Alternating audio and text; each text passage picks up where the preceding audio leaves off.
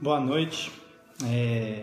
Hoje eu recebi um vídeo de um amigo meu, Thiago Garcia, de uma menina novinha falando algumas coisas sobre Deus, sobre aquilo que Deus tem para nós. E uma coisa me chamou a atenção e eu identifiquei que várias coisas que essa menina falou passou na minha vida. Eu acredito que tenha acontecido com vários amigos meus que são cristãos, sejam eles evangélicos, sejam eles católicos.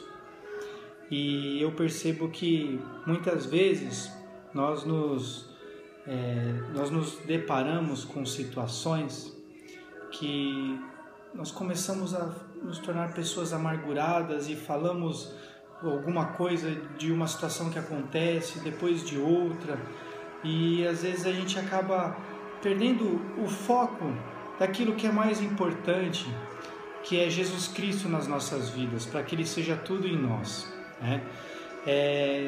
Eu li esse final de semana em 1 Timóteo capítulo 6, o versículo 20, diz o seguinte: "E tu, ó Timóteo, guarda o que te foi confiado, evitando os falatórios inúteis e profanos e as contradições do saber, como falsamente lhes chamam, pois alguns, professando, se desviaram da fé. A graça seja convosco." Olha quão importante. Ele termina falando assim: a graça seja convosco. O apóstolo Paulo diz assim: a minha graça te basta. E a graça, que é o favor imerecido de Deus, nos basta. E nós precisamos do quê? Viver na graça, viver no amor de Deus, viver de uma forma que as pessoas, apenas de olharem para nós, elas vejam o Senhor. E quantas vezes eu e você tivemos atitudes que as pessoas nunca olhariam Cristo em nós? É de se pensar. É de se pensar como nós já erramos, e erramos muito. Só que o Senhor nos dá várias chances. Ele fala assim: arrependa-te dos teus maus caminhos.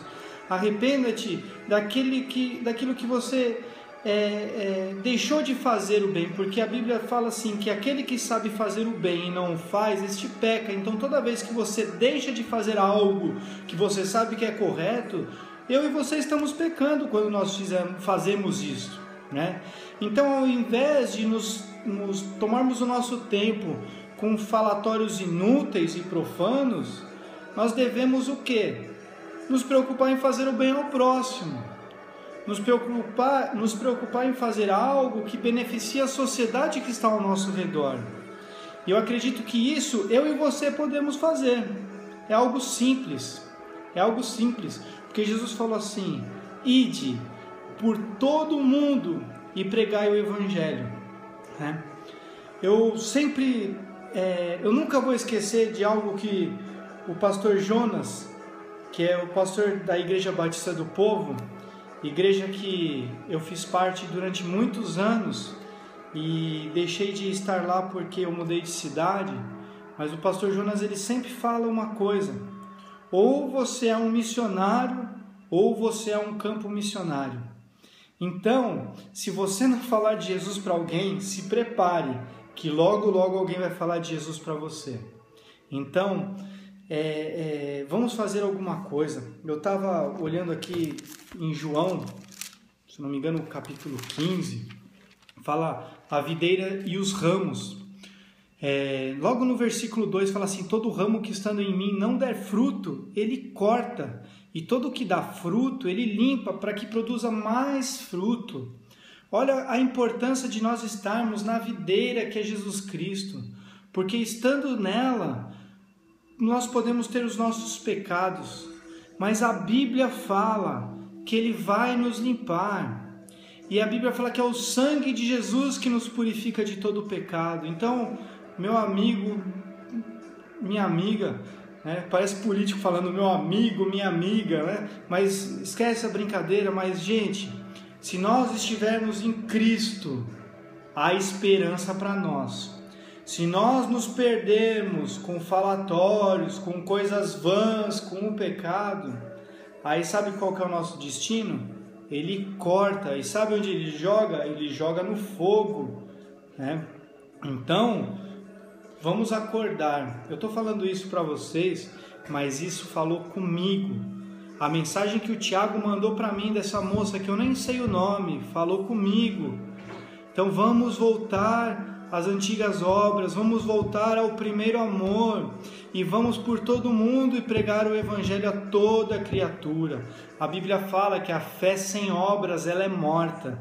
Então não adianta nada nós anunciarmos, falarmos, porque Jesus ama, se Jesus é o pão da vida, se nós temos a oportunidade de amar quem está do nosso lado e nós não amamos, se nós temos a oportunidade de dar o pão para quem está faminto e não damos, se nós temos a oportunidade de dar água para quem está com sede e nós não damos água, nós precisamos fazer como Jesus fez. Ele deu água, ele deu água, uma água que homem algum pode dar, é uma água que sacia a nossa sede.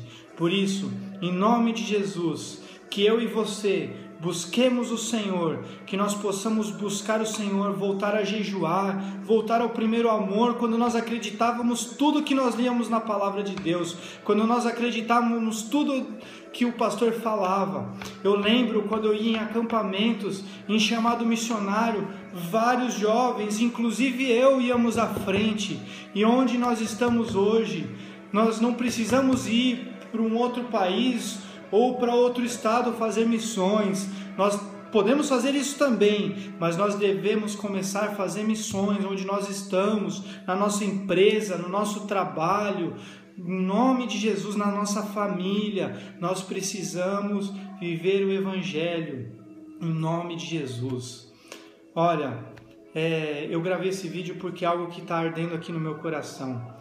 Eu espero que seja bênção para a sua vida e que você volte a ler a Bíblia, volte a orar, volte a jejuar, volte a ter intimidade com Deus, porque esse é o meu desejo, que todas essas coisas que eu estou orando para você aconteçam comigo.